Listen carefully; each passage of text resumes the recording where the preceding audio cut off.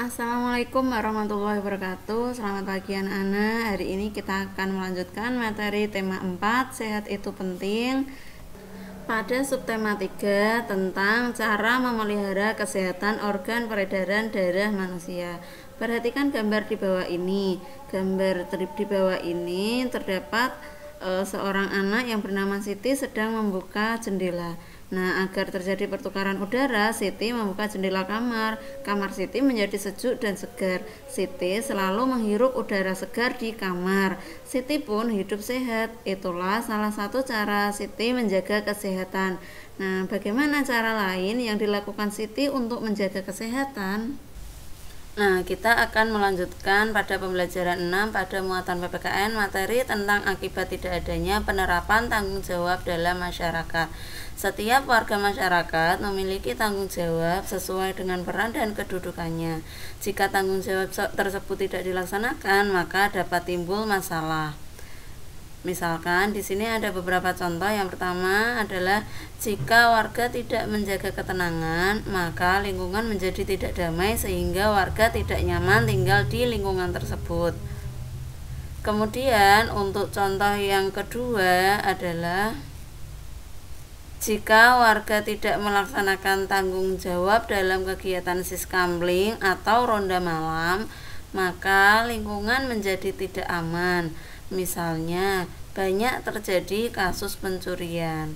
Contoh yang ketiga yaitu jika warga tidak melaksanakan tanggung jawab dalam kegiatan kerja bakti membersihkan lingkungan, maka lingkungan menjadi kotor dan tidak sehat sehingga warga dapat terjangkit berbagai penyakit, misalnya demam berdarah dan penyakit yang lainnya. Contoh yang berikutnya yaitu jika warga membakar sampah yang masih basah, maka akan timbul asap kotor yang mencemari udara. Asap tersebut membuat kualitas udara menjadi berkurang dan mengganggu kenyamanan warga yang ada di sekitarnya. Contoh berikutnya, jika warga tidak bertanggung jawab dalam mengelola sampah dan membuang sampah di sungai, maka sungai menjadi dangkal dan terjadi banjir. Banjir dapat merusak lingkungan, menimbulkan berbagai penyakit, dan merugikan masyarakat di sekitar sungai tersebut. Contoh berikutnya, jika warga membuang sampah sembarangan, maka lingkungan menjadi kotor. Lingkungan yang kotor bisa menjadikan sumber penyakit. Pernahkah kamu melaksanakan tanggung jawab sebagai warga masyarakat? Apa manfaat dari tanggung jawab yang kamu lakukan tersebut? Nah, kita lanjutkan pada pembelajaran materi muatan bahasa Indonesia, materi membaca dan menjelaskan amanat pantun. Pesan di dalam pantun terdapat dalam isi pantun, yaitu baris ketiga dan keempat. Adapun langkah-langkah menentukan pesan atau amanat pantun, yang pertama adalah membaca isi pantun terlebih dahulu, yang kedua memahami isi pantun, dan yang ketiga menentukan pesan sesuai isi pantun dengan bahasa yang mudah dipahami. Selanjutnya kita masuk ke muatan SPDP, yaitu materi tentang membuat gambar cerita. Sebelumnya kamu sudah mempelajari tahapan membuat gambar cerita.